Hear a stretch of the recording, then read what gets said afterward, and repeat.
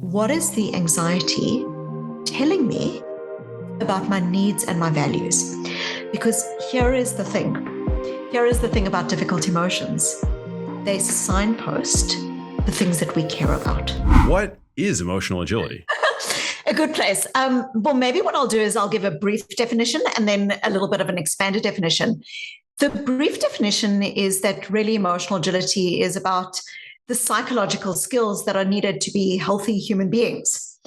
The longer definition is that every day we have thousands of thoughts. Thoughts might be things like, I'm not good enough, or what's the point in trying? We have emotional experiences like anxiety or sadness, or even more extended grief, loneliness, loss.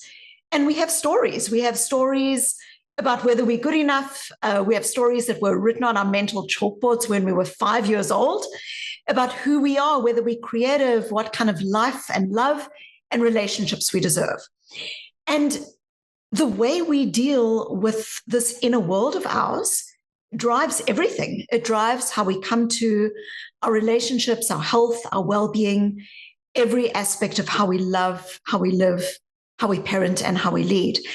And so emotional agility in a more expanded way, and I know we'll dig into this, is really about the core set of psychological skills that we need to human, that we need to human in a complex, changing world. I love that. Using human as a verb. That's quite a thing that you just did there. And I really appreciate that, because it does require a lot of effort these days to remain emotionally sound. There's a lot of pressure, external pressure, stressors, and the like. So how do we, how do we come out? How do we ensure that we're staying on top of it all? There's so much. There's the everyday experience. There's the experience of a changing environment, complexity, technology, politics. And then there's the experience that we have day to day of getting through the world, of dealing with our relationships, our bosses, our loved ones. And these skills are really crucial. And I think at the core part of my work, you asked me at the beginning of the conversation where I come from or where I'm based. And I said in Boston. And of course, I haven't picked up the Bostonian accent very well because, as you will no doubt tell, I'm not from Boston. I grew up in South Africa. And I grew up as a white child in the white suburbs of apartheid South Africa. It was very much a country, a community committed to not engaging with people's difficult emotions, thoughts, and stories. It was a community that was engaged very much in denial. And so that really sparked a lot of the work that I do, which is what are some of the narratives that we have in society, in our communities, that tell us how we should deal with our difficult thoughts, emotions, and stories. And those narratives often sound good on the surface. The narratives might include things like, if you don't like toxic people, just cut them out your life. Or if you think good thoughts, that will manifest a particular kind of reality.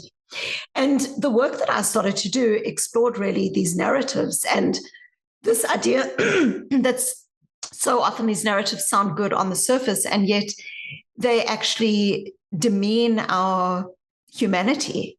They demean our resilience and our capacity to be effective in the world. Yeah, I mean, like there is this sense of, or this concept of toxic positivity right now on social media, that people don't seem to want to be fazed by anything that's below the threshold of pure adulation, and I think it creates this like kind of weird mindset and a lot of pressure, and it creates this false impression that life is somehow can be free of stress and hardship and the like. And honestly, this has been the core of my work. In my TED Talk, I talk about this idea of the tyranny of positivity. And this idea that, if we step back from social media and the idea of toxic positivity, which is, of course, a very commonly used phrase, and we actually ask, like, what are the issues around toxic positivity? One of the concerns with toxic positivity is, of course, this idea that when you are telling people who are suffering or who are dying or who are struggling because of issues that are real in their communities, when you tell people to just be positive, you are engaging in a very profound form of unseeing.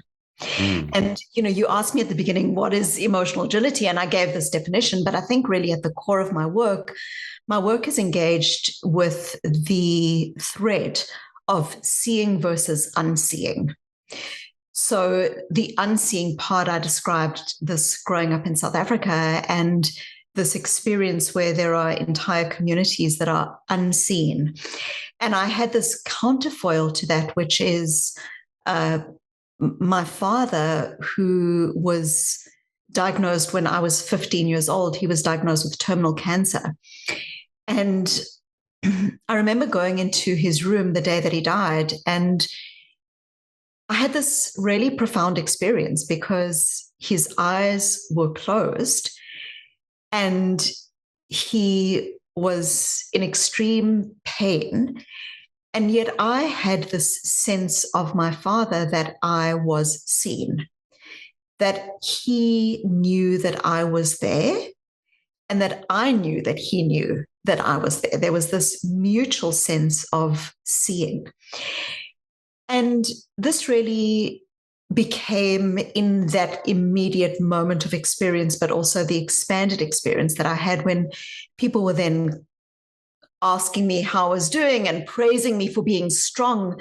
This idea that we often live in a world that seems to value relentless positivity, really that became the thread of my work, which is what are the narratives that we often have about human emotions that engage us to unsee ourselves and to unsee others. And of course, toxic positivity is one form of that. But I think it goes much deeper. And then what is the counter to that, which is the healthy way of seeing? How do we see ourselves? How do we see other people? And I use the example of toxic positivity as an example because in my TED Talk, I describe this idea of the tyranny of positivity. The idea that often, even when we're going through difficult experiences, there is this idea that if we just keep positive and if we tell other people to just keep positive, that will somehow manifest a very particular kind of reality. And forced false positivity is fundamentally unhealthy. And it's not, forced false positivity is not leadership. It's not parenting. Forced false positivity is denial. It is an avoidance coping strategy. And there is a very long body of research that shows that avoidant coping is at its core unhelpful for people. And so toxic positivity is one form of this. It's forced false positivity, which is wrapped up in rainbows and sparkles and unicorns. And so it sounds good on the surface. Just be positive. Who wouldn't want to be positive? But it is a profound form of unseeing and of denial that has real consequences for our health and our well-being and for the health and well-being of the people that we love, our children and our partners, our communities. And, indeed, as we watch the ice caps melt, forced false positivity, this idea that things will just be okay and that we therefore don't need to engage in difficult conversation and difficult emotions is a profound form of avoidance. Well, I definitely want to talk about the potential health consequences of avoidant coping, as you described it. But how do we then, before we get to that, how do we allow ourselves to feel these negative emotions, but not let those thoughts or emotions rule us? Yeah, I think that's at the crux. Well, I think first a very core part of thinking about emotions is that there is this idea that our emotions are good or bad, that they are positive or negative. And this is pervasive in our communities, but it's also actually pervasive in psychology. When I was doing my PhD in emotions research, as an example, I remember struggling to find an advisor who would help me to explore some of the ideas that I had, which is really these ideas that emotions at their core are not good or bad, but that they're actually functional, that our emotions have evolved to help us to adapt and change, and that they are at their core actually an organizing feature of our lives as opposed to a disorganizing feature. And it was remarkable because when I was trying to do this PhD research on this topic, it was, even in a psychology department, very difficult to find someone who would support this idea, because even until really recently, emotions were seen as either disorganizing, that, you have these emotional hijacks, that anger is a bad emotion, it should always be pushed aside, that emotions are positive or negative. There is this inherent idea that some emotions, or even all emotions, can be disorganizing. And then there is also this idea that emotions are the end product, if you like, of difficult experiences. And what I mean by this is, if you think about psychological traditions, there has very often been this idea that behaviorism, if you can measure something, if you can measure how many steps you take, or if you can measure how many times someone, says a particular thing in a meeting, then this is an indicator of whether they are an effective leader or a good person, or they're doing well in their health and well-being. But also beyond behaviorism, there was a lot of focus on cognitions.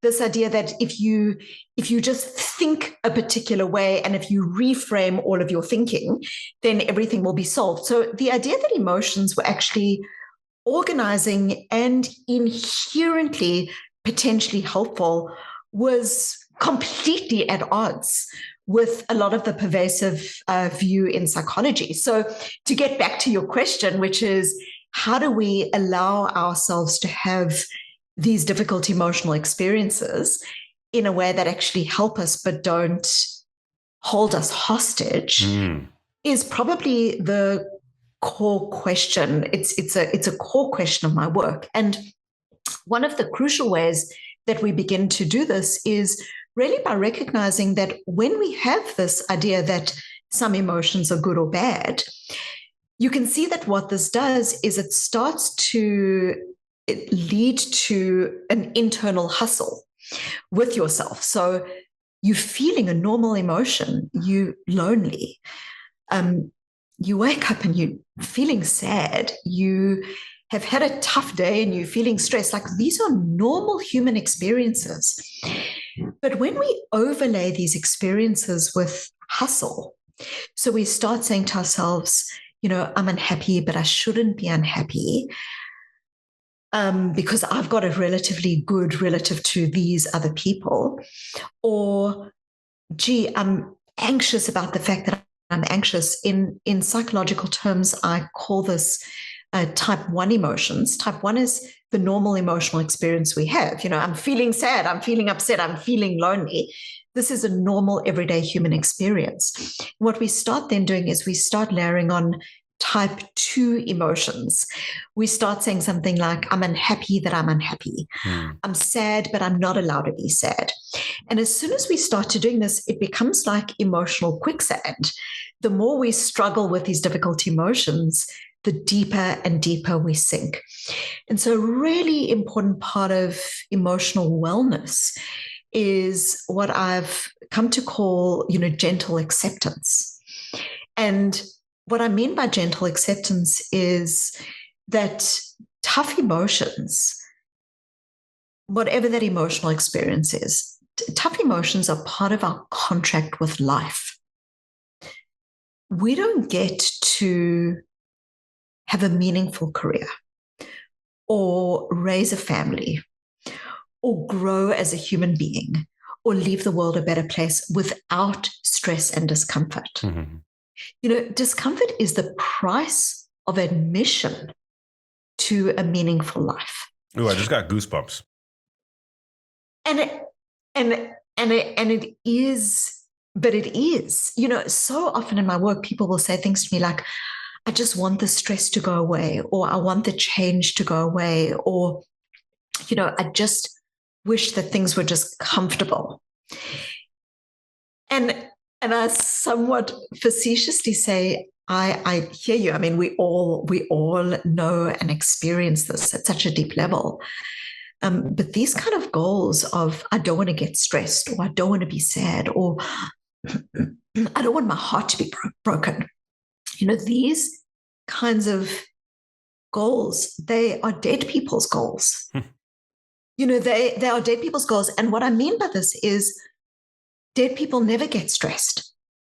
Dead people never have their hearts broken. Dead people never put their hands up for promotion and don't get the job.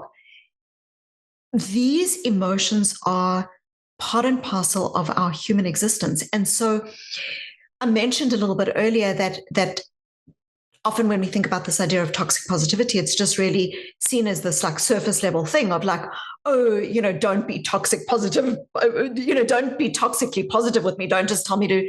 But there is something far deeper, which is that when we disengage with the truth of our emotional experience, it's not just this social media meme of, this person's being toxic positive, but actually what it does is it fundamentally undermines our resilience. It fundamentally undermines our ability to human, again, using that human as a verb, it fundamentally undermines our ability to human in a world in which we are healthy until a diagnosis brings us to our knees. We nag our children to clean their rooms, and one day that child is no longer there, now making his or her way in the world. We think we're in control of life, and then a pandemic comes and taps us on the shoulder, laughs in our face and says, you thought you were in control, but control is an illusion.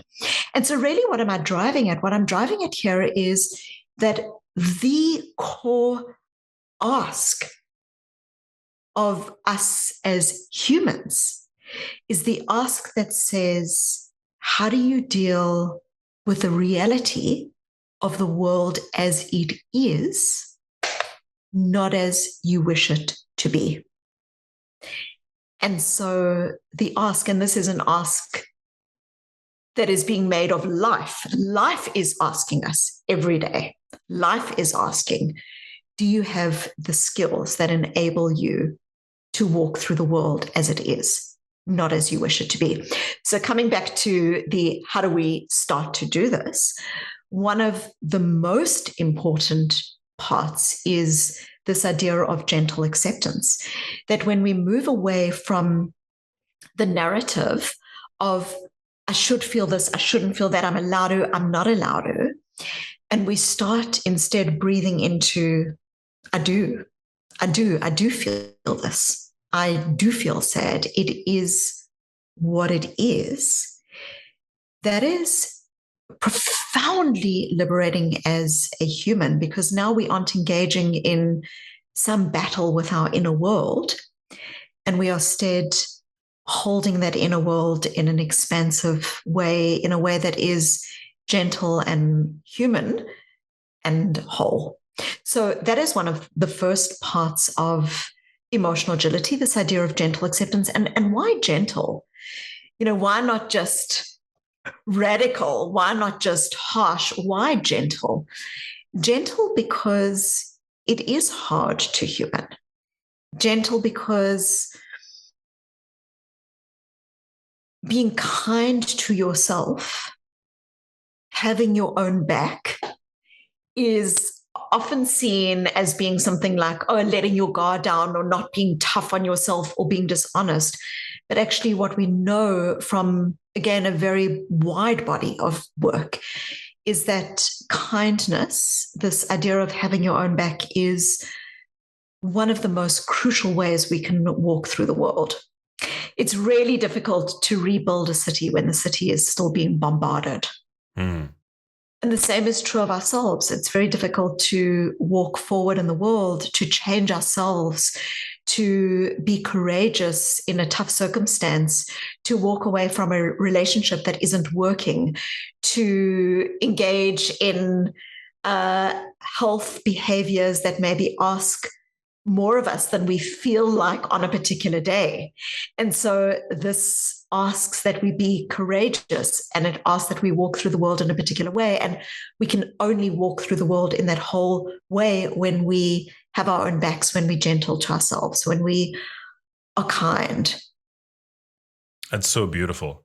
So beautifully said. I talk a bit about the value of criticism on my social media account, because this is something that that I face, that anybody who risks their neck, right, and puts their foot, their neck out there with an idea, the better you become at what you do and the more influence you attain, you become a bigger and bigger threat to the naysayers, right? So inevitably you're going to receive criticism. Yes. Everybody is like, right? Like, I mean, everything has haters, right? Anything of note. Like, there are people that hate pizza. There are people out there that anything even not of note. Right. Exactly. So I mean, everything that you've said is so brilliant, because it's like, people think of criticism as this unwanted thing. Like, I just want to go about my life, uncriticized. But criticism is a necessary and important component of success, I think, right? Like, if you want success, you have to welcome with open arms, I think, criticism, because it's to some extent inevitable, right? I think it's such a beautiful framing. I often when I'm working with people, or even when I'm working with organizations, they'll say things like, we want innovation, as an example. And it's like, yep, and innovation holds hands with failure. We want collaboration. Yep, and collaboration holds hands with potential conflict. So it's again this idea that as you move through the world, and this is why I feel so strongly about this idea of not framing emotions as good or bad, positive or negative, because there is a bothness. Our humanity, we as human beings are able to hold both. I can walk into a situation in which I'm fearful, and I can hold that fear. I don't need to just do away with it, push away with it, pretend it doesn't exist, because again, that's an avoidance. I can walk into that situation with fear, and in the other hand, I can hold courage, because as human beings, we are able to hold both. We are able to have different emotions that are part of the capaciousness and the complexity of who we are as human beings. And, as you describe this idea of, as you walk through the world, criticism is part of what is there. And it is also then this expanded idea of how you learn and how you grow as an individual. And as you describe this in the context of what I just mentioned about gentle acceptance, I think about this beautiful idea that we've all experienced, or this beautiful scene that we've all experienced. Imagine you have this scene unfolding in front of your eyes, which is you go to a restaurant and you see a little child, and the child is with his or her parents or caregivers. And the child, we've all seen this, the child decides that they're going to go and explore the restaurant. They want to go and like little chubby bottom, get off the chair and like run around and explore. And it's the most gorgeous thing that unfolds, because the child gets off the chair, takes a couple of steps. Then what does it do? It turns around as if to double check that the parents or caregivers are still there. And then does it go back to them? No, it doesn't. It takes 3 or 4 more steps, runs away, gleefully looks back, runs away further. And what is the child doing? In that moment, the child is doing what John Bowlby, the beautiful psychologist John Bowlby, described this idea that what the parents or caregivers are doing for the child in that moment is they are providing a secure base. The secure base basically says to the child, we've got your back. We've got your back. You go, you learn, you explore, be curious, and, check out the world. And if something goes wrong, you can come back to the secure base and we will be here. Or if something goes wrong, we will be able to step in and help you. So this idea of the secure base is the essence of what enables a child to grow and learn and do all the things that this little being needs to do. Now, if we turn this idea of secure base into ourselves, when things go wrong, as they will, when we are criticized, as we will be, the idea that you care about yourself, that you are kind to yourself, that you are gentle, that you say to yourself, Jesus, that was tough today. You put yourself out there and that was tough and I've got you. When we do that, it's that enables us to grow, to live, expand, and to explore in the ways that you're describing, in the ways that allow us to move forward towards, because what are we trying to move forward towards? A core part of emotional agility is this idea that we are often in a context of discomfort, but we are moving forward towards our values. We are moving towards things that are meaningful and that matter to us in our lives. And that sometimes that's difficult to do. And it takes courage, but it also takes compassion.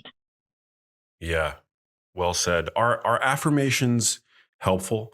Like you shared something about like, this is, I've got your back.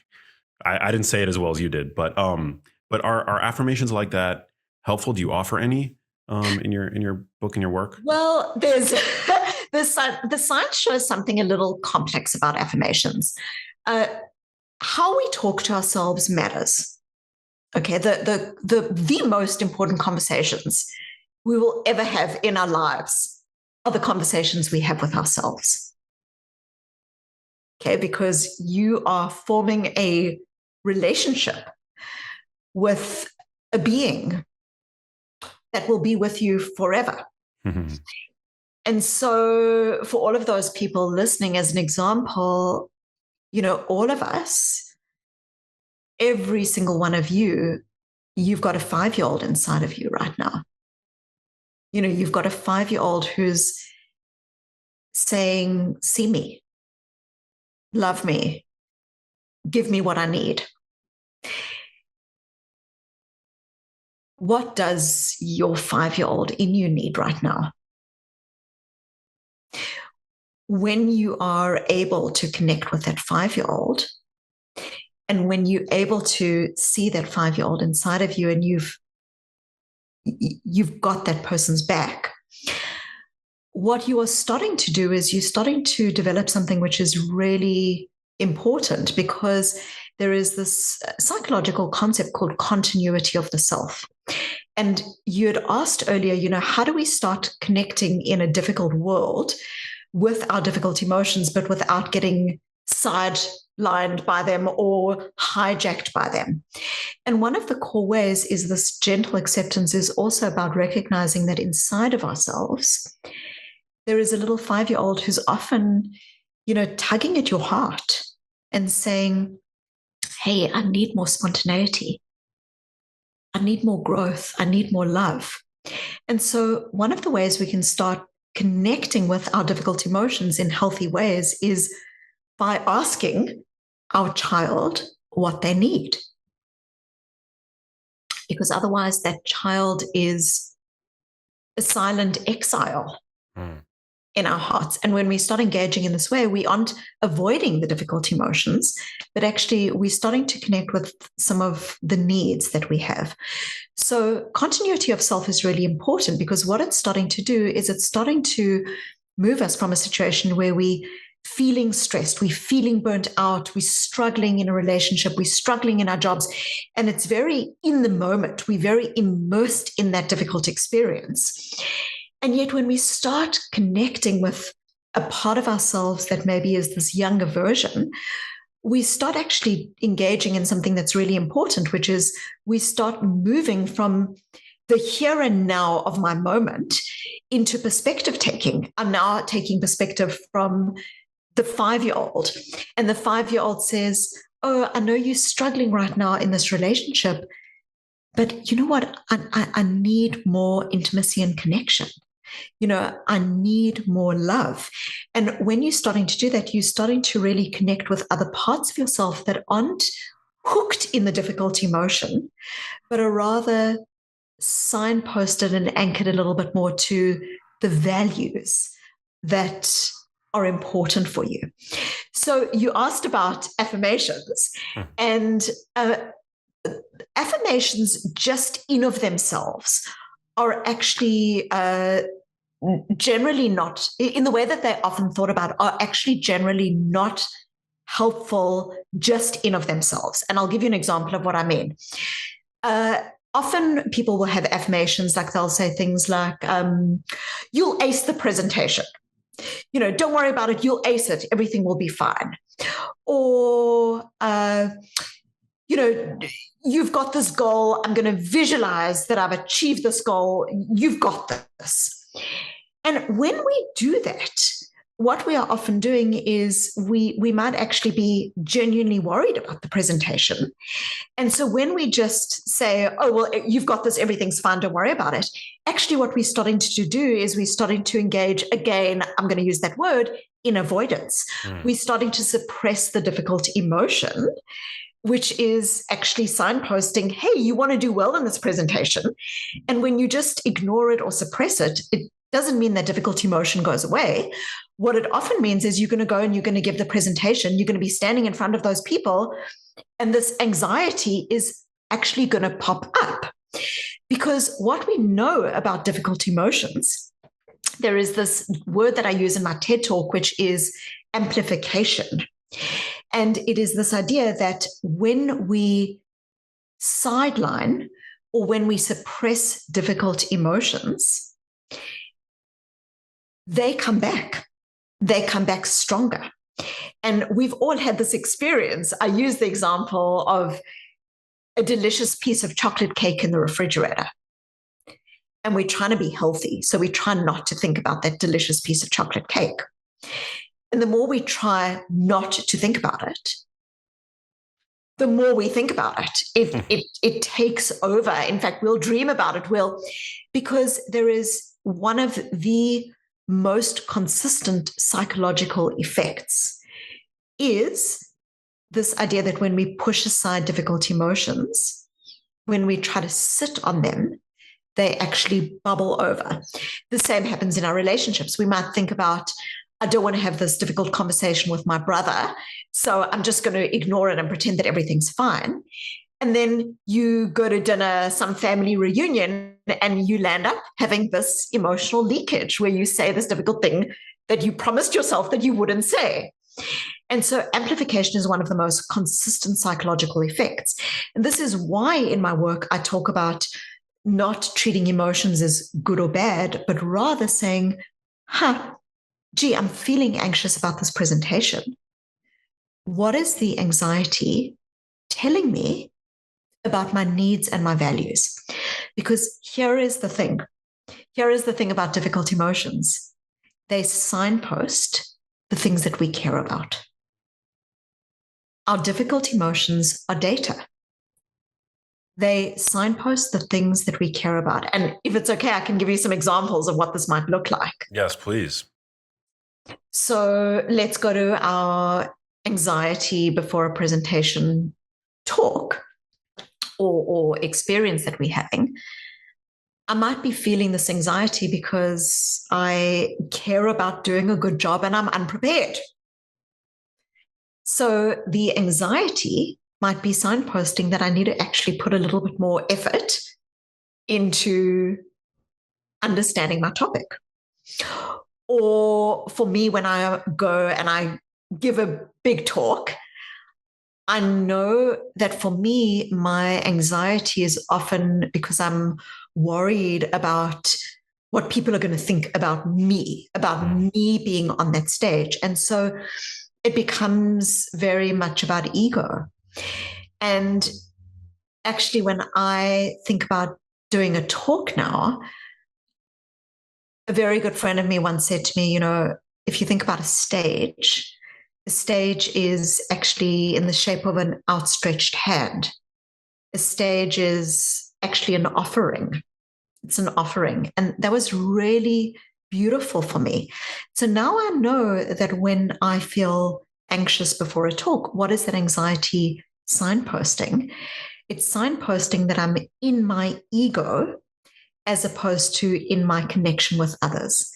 And so what I'll then do, because our values are lived in our lives, not in our heads, what I'll often do before a talk is I'll often go to people and I'll say, I feel like I need a friendly face in the room. Will you be my friendly face? Or I'll make conversation and connect with people because now you're moving into your values.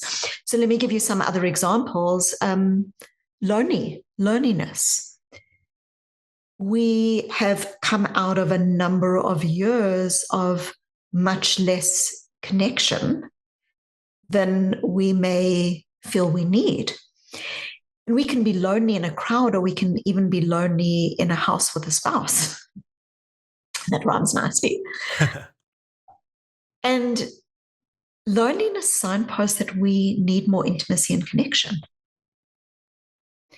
And so if instead of getting stuck in our loneliness, we start saying, what is the value that this loneliness is signposting?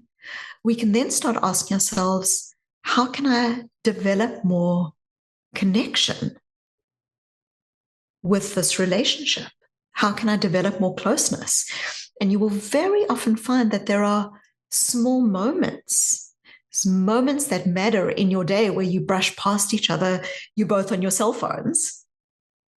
We're just connecting and seeing and hugging and being with that person is a move towards your values. Again, your values are lived in your life, not in your head. So some other examples, boredom. Boredom often is signaling that, we might be getting through our jobs and we can be bored and busy at the same time, but that you value more growth and learning and you don't have enough of it in your life. Grief. Grief is love. Grief is love looking for its home. Grief is the memory of the person saying, see me, connect with those moments that we had together. Remember the things that we taught each other. And so you asked about affirmations. And affirmations in of themselves, when they are about ignoring difficult emotions, are not helpful. In fact, there's a lot of research showing that when you just do an affirmation, not only do we have this amplification effect that I already described, but that affirmations, when they surround particular goals, like running a marathon or seeing myself get the promotion, affirmations in of themselves can actually trick our brains into, and even our metabolisms and physiologically into believing that we've done the work needed. So there are a number of studies that show that when people just do this visualization and affirmation, that actually they then do less work towards their goal, because it actually has tricked their brains into believing that they've somehow achieved some of the outcomes. So when you've got a very specific goal like that, what we generally want to do is we want to imagine what a good outcome could look like. But then also we want to hold hands with the obstacles. What are the times when I'm going to struggle? What are things that might get in my way? And to actually think about those and to plan for them. When we hold both, we are much more likely to achieve the things that our hearts are bound to ask us to. So use our emotions, the uncomfortable emotions, as a compass. Yeah. This idea of gentle acceptance, compassion, and then recognizing that our emotions signpost our values and our needs. Our emotions are data. And so you asked earlier, again, how do we not get hijacked by our difficult emotions? When we are experiencing difficult emotions and we see them and we ask, what is the value that is underneath the difficult emotions? If you feel rage when you watch the news, that rage might be signposting that you value fairness or equity or something else. That emotion signposts a value. And so what that then allows you to do is not to be driven by or immersed in the difficult emotion, but instead to say, how do I step into the value that this emotion is signposting? And what we start to move to here psychologically is the difference between hot emotions and cold emotions. A hot emotion is the experience of rage or anger or grief or upset or anxiety. And cold emotions are emotions where we've been with the emotion, we're gentle towards it, we've recognized that it's hard to human, we've said, like, what is this emotion telling me? And this now allows us to create space so that we can step into our values. I'm sure on this podcast at some point, someone has brought up, this beautiful sentiment of Viktor Frankl. This between stimulus and response, there is a space. And in that space is our power to choose. And in that choice lies our growth and our freedom. So when we are hooked by a difficult emotion, or when we are fused with it, when we're stuck, when we're immersed in it, there's no space between stimulus and response.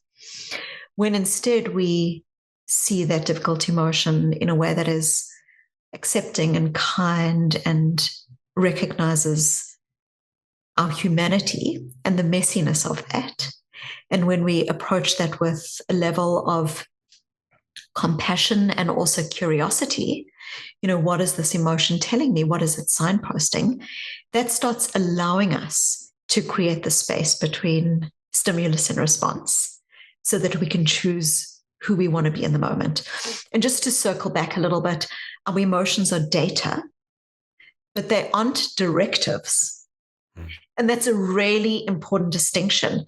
Our emotions are data. They signpost our needs and our values, but they are not directives. So I can show up to my son's frustration with his baby sister.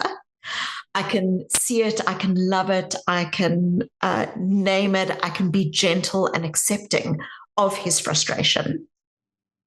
It doesn't mean that I'm endorsing his idea that he gets to give her away to the first stranger that he sees in a shopping mall.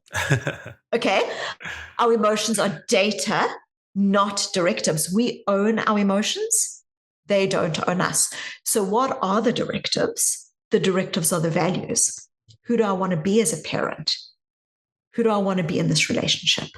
How do I have this conversation effectively in a way that brings me towards my values? Wow, I love that. I love the idea of having a conversation with your inner 5-year-old that you broached earlier. I think that's so beautiful. I mean, I definitely, when you were talking about that, it made me think of around the year 2011, 2012, when my mother got sick. My mom developed a form of dementia. Listeners of my podcast are well versed in this story, but in a nutshell, my mom got sick at a young age, which inspired me to go on the journey that I went on. And at that moment in my, as traumatic as that was in my personal life, in my professional life, I was also at a career nadir. So I was in between jobs. Yeah. I had just come off of a great job, but I was having difficulty seeing how I was going to transition that to a career. I was broke. I had to move back home to New York, which is where I'm from. And I was living with my youngest brother. And so my inner 5-year-old, I remember distinctly, I didn't have the verbiage to refer to him as that, but was very afraid, freaking out, very afraid, very upset. And I remember back then having the fortitude to remind myself, to remind that inner 5-year-old to just trust the adult in the room, that the adult in the room was going to find a way. That is so beautiful. It's so beautiful because that 5-year-old is feeling unsafe. And there is that adult you that is saying to the 5-year-old, I've got you. I've got your back. And, we can expand this idea of continuity of the self because it's a core strategy when we're stuck, when we don't know what to do, when we're in the moment where something just feels so big and so overwhelming, or when we're in the space of messiness. We can expand this by also recognizing that there is an old version of you. There is, someone who's 75-year-old or 80-year-old. And that older version of you, again, continuity of self, is also saying, see me, love me. What does your 80-year-old need? Your 80-year-old might need you to have more fun.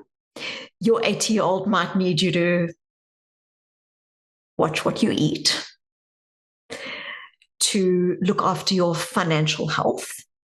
So these are all really important parts of wholeness. We can't be whole as a person when we aren't able to expand into the other parts of ourselves. And this might feel really abstract, but it's a really, really important psychological tool because, I gave that example earlier of I said, often we get fused with difficult emotions. We get stuck in our difficult emotions. And so one of the core ways from an emotional agility perspective that we can create space, because of course the question becomes, okay, I'm gently accepting of these difficult emotions.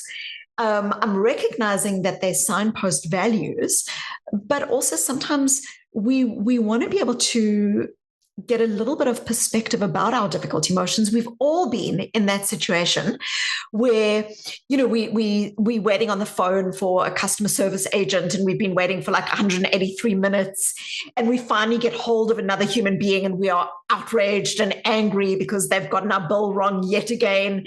And we've all been in that moment where we're stuck in that difficult experience. And then we've all got that capacity where that little voice goes off inside your head that says, if you tell this person exactly what you feel and think right now and, express your anger, they will conveniently lose your file or the call will drop off or they will cut you off. We've all got this ability to both experience our difficult emotions and simultaneously to do what is called take a meta view of our difficult emotions. This like almost helicoptering above our difficult emotions. You having a fight with someone and you angry with them. And then there's that little voice inside your head that says, of course he loves you. Of course he didn't mean that. We all can do this. So a core emotional skill becomes engaging in that more purposefully, because this is how we move from a situation where we fused with a difficult emotion. When we fused, we stuck, we're seeing the world from the perspective of that difficult emotion, into perspective taking, doing that meta view. And so as soon as we start to say things like, Susie, I've got you. Susie, I've got you. What are we doing? We're starting to recognize that there's a child inside of us, an adult inside, and we're starting to engage in a core psychological skill, which is perspective taking. and that allows us to defuse from the difficult emotion. I can give some practical strategies if that's helpful, that enable us again to like move on from difficult emotions in ways that might be helpful to people. Please.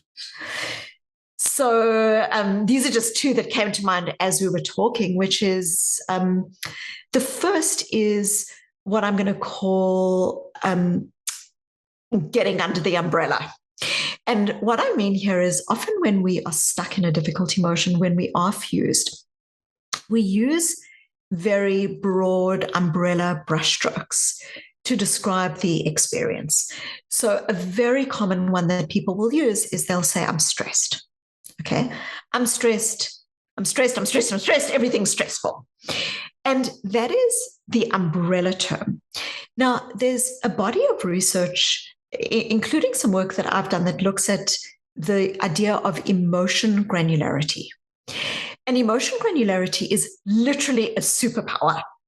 And I don't use that word lightly. There have been longitudinal studies showing that kids as young as 2 and 3 years old who are more able to discern between different emotions do better in terms of their mental health, their well-being, their goal attainment, their self-regulation. It is a superpower. And I'll explain why I think these findings exist with kids. But let me describe what emotion granularity is. You're stuck in a meeting and you're saying, I'm stressed. What is beneath the word stress? There is a world of difference between stressed and disappointed, stressed and feeling unsupported, stressed and that gnawing feeling that you're in the wrong job, the wrong career, or that this project that you're in the meeting with just isn't working out. When you label something as stress, your body is in fight or flight. And psychologically, you aren't able to really move yourself forward in a way that is values congruent. When you move beyond, I'm stressed, into, I'm disappointed, or, gee, this job really isn't working out. What it enables you to do is it enables you to understand the cause of the emotion, and what scientists call the readiness potential in our brains gets activated. It's the part of our brains that allows us to start taking concrete steps forward towards something that we value. So this becomes really important, which is if you find yourself, listeners, we all do this, using a broad umbrella term, ask yourself, what are one or two more nuanced emotions underneath that? You will find almost immediately that as you label the emotion accurately, you start to center into a different part of yourself. Now you aren't activated by the difficult emotion, but you're starting to center into a part of yourself that we all have, which is our wisdom, our connection, our breathing. Again, that space between stimulus and response. And I had a client once that I was working with who would describe himself, his word was angry.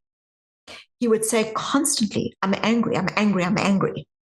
And then my team's angry. Everyone was angry. And I started to say to him, like, what else could you be feeling other than angry?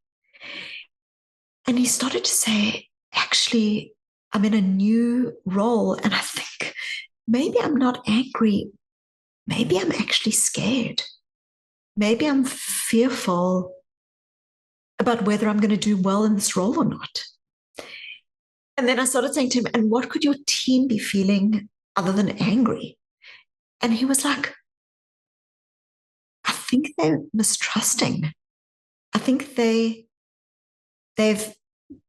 been hurt previously by the person in this role previously, and they are mistrusting. And you can see that if you go into, and I use a workplace example, but this could apply to any example.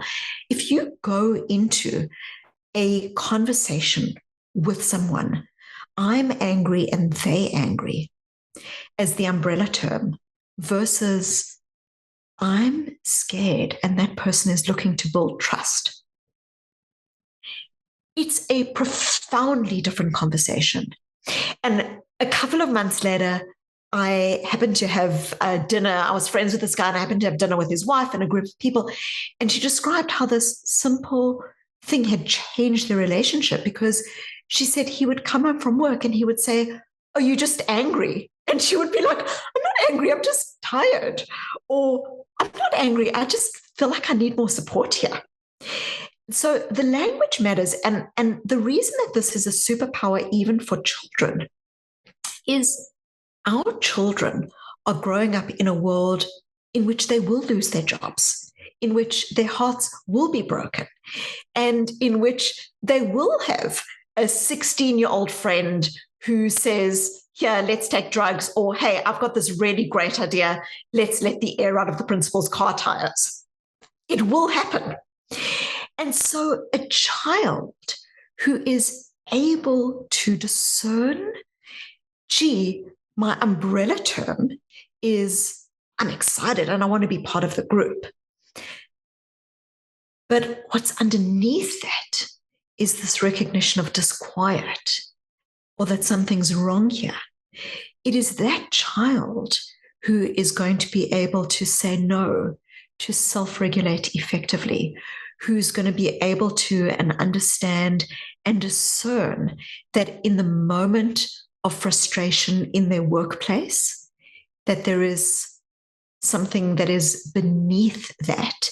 And if they can breathe into that, and if they can connect with themselves and their values in that moment, they are going to be able to move forward in the world with a sense of groundedness and ease, and again, humanity and wholeness.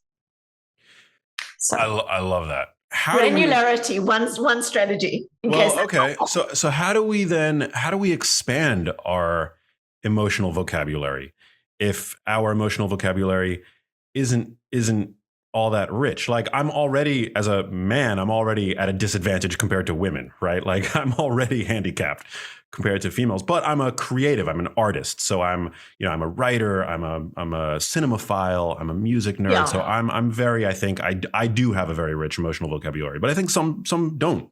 So is there a way to expand that? And the example that you gave, you said like as a male, and you kind of, but it's interesting because I spoke a little bit earlier about these ideas that we have in society about emotions being good or bad, positive or negative. And what often comes into here is there are these what are often called display rules. Display rules are the rules that we have about emotions, which are they good or they're bad, or that when a child is upset, they should go to their rooms, or you're not allowed to be angry here. Display rules are very often the implicit and sometimes explicit rules that we have that signal to our children and signal to others that some emotions are allowed or not allowed. And so the reason that this relates to what you just described is there is again, body of research that shows that parents in general tend to talk more with their boys about, what did you do today? What did you do at school? Like, did you kick the goal? What did you do? So it tends to be much more about task. Parents with girls tend to be much more focused on, how did you feel? How did you feel when that happened? Wow. You can see what this can start doing is it can start 10, 15, 20 years later. We arrive in situations where someone might say, I literally don't have the language to describe what I feel because I was never allowed to feel it, or I was not allowed to describe it. Or even when I had,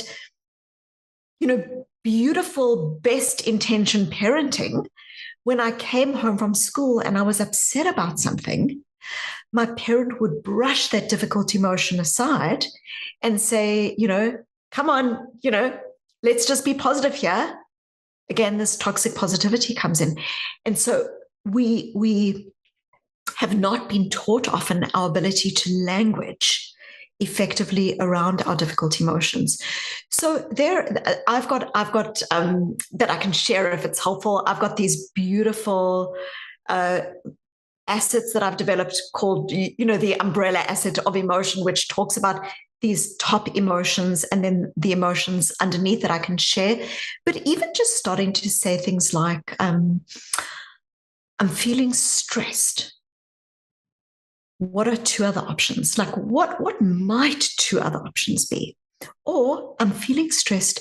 Where am I feeling this? And starting to drop ourselves into our bodies a little bit more, because often stress that is truly anxiety is felt, in like butterflies in your tummy. I'm stressed, but actually, I feel tense, and it's like I'm holding on to something because I feel unsupported. So starting to kind of connect also with your body is important, because we very often live our lives here. And this is why, I was talking earlier about South Africa, and I was talking about my dad, because emotions are these like very visceral experiences, and yet we aren't taught. We aren't taught in our schools. We aren't taught how to language and how to be with our emotions in ways that are healthy. Reading can help, and I think reading, yes. Sorry, I interrupted you, but reading is super helpful. I found in a piece of work that I did that reading is crucial, both from the perspective of your own emotions, but also reading activates greater levels of empathy. Because, what is empathy? Empathy is perspective taking. It's moving from your own emotions into a different kind of emotional space. And empathy is correlated, we don't know predictive, but empathy is correlated with greater levels of emotion vocabulary through reading. Wow. Hey, if you like that video, you need to check out this one here, and I'll see you there. So our culture is so divided right now, and I believe that if we could get to a place where we could just more openly share our sorrows and longings in a way where it wasn't considered such a big deal, that would be one of the best ways we could find of connecting with each other.